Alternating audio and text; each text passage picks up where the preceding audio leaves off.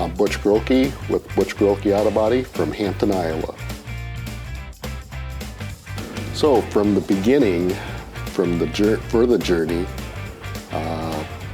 I'd just gotten back from deployment, and we talked about doing this, and my wife really wasn't on board quite yet.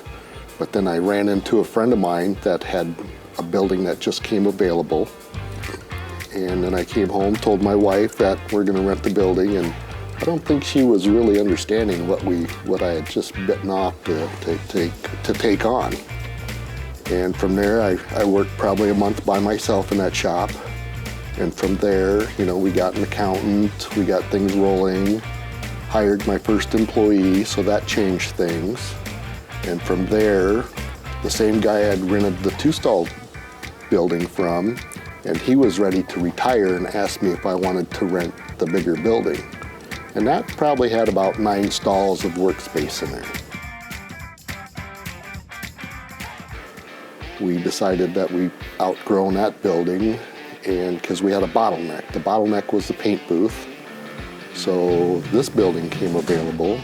So we completely gutted out the building. We rewired the whole building, brought the building up to code, and we put in 2 paint booths, and we put in some hoists. We got a frame machine.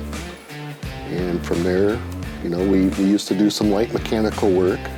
We tried a lot of different things. We figured out what worked for us and what didn't work for us.